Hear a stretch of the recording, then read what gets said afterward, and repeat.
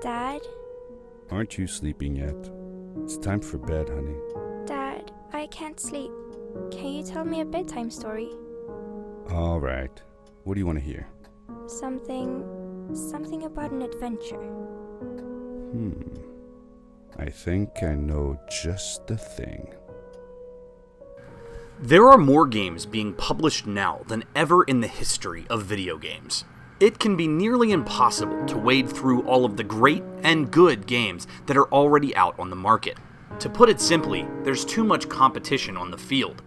If you're a developer looking for success, you really have to make your games stand out. The internet is littered with indie titles that feature innovative gameplay or exciting ideas, but ultimately fade away because they can't keep up with the pace of their promise. A Story About My Uncle is a perfect example of this problem. It's an amazing achievement for a first-time developer, but it lacks a creative spark that really could have led to greatness. But before I dig into the problems I had with this experience, I want to give some positive feedback. There aren't enough games out there that star children anymore, a key demographic to growing the hobby. A Story About My Uncle is told as a bedtime story, an incredibly interesting idea that I really enjoyed in play. As a father lays his young daughter down to sleep, he relays the story of the time that he went on an adventure as a boy to find his missing uncle. The game's story is woven by the father's narration and his daughter's occasional curiosity and questioning. It's a fun, if not entirely satisfying way to deliver a first-person, non-violent platforming game, the likes of which we haven't seen in quite some time. After discovering one of his uncle's inventions, the boy is launched into a subterranean world, where magical islands of rock float in midair and bioluminescent flowers bloom everywhere. If nothing else, this game has gorgeous landscapes that you'll be happy to explore, even if they do get repetitive after a while. But they look even better when viewed from lightning speed as you use your grappling hook and rocket boots to jet around each level. This is the core mechanic of the game, and the kineticism is incredibly enjoyable.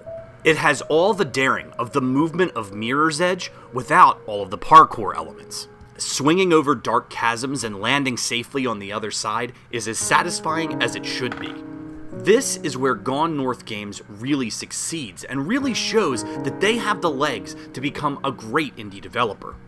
All of these elements come together to create a game that's perfect for younger players. It expertly combines the run and jump gameplay of a Mario with a first-person experience more akin to what their parents might be playing, and thus what they might want to emulate. But unfortunately, as an adult, I found the end result to be rather lackluster. While the grappling hook and rocket boots are greatly entertaining, they're also imprecise and very frustrating. There's not always a clearly marked path as to where you're supposed to go, which made me think that the developers might be looking for some kind of openness. But if you really pay attention, you're being railroaded into going a specific direction, and in the utter darkness of the caverns, you often simply can't find your way. There are an awful lot of blind jumps in A Story About My Uncle, and I never felt like I really had control over my character. I just had to anticipate something in the darkness. Even as you escape into a brighter area, you'll often find yourself panicking to find the nearest grapple point, plummeting to your death time and time again until you happen to spot it off in the distance. This might seem like a complaint about difficulty, but it's not that at all. What bothers me is that the level design literally stands in the way of the great gameplay. If you're constantly falling, you never feel as though you've gotten a string of successes under your belt. That epic feeling of movement never has time to come to fruition. It becomes a game of stops and starts. But perhaps the most egregious error is in the art design. From a technical perspective, A Story About My Uncle is beautiful. It uses its Unreal license to the best possible degree.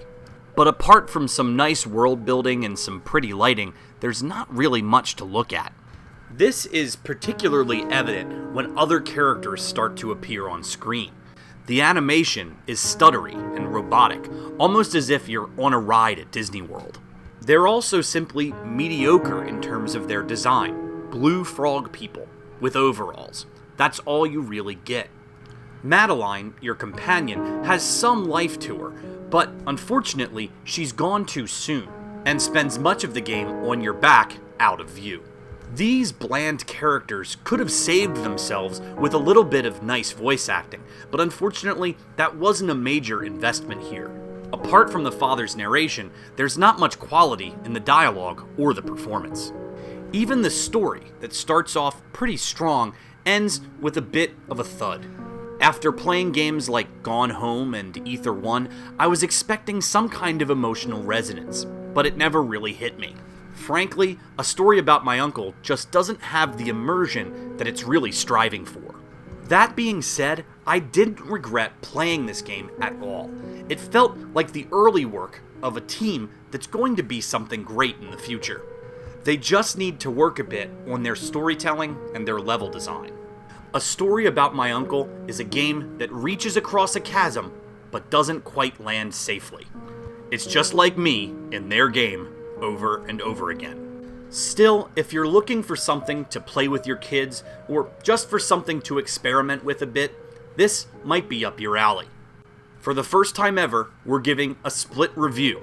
Jetpack Joust gives A Story About My Uncle 8 out of 10 for kids, 6 out of 10 for adults.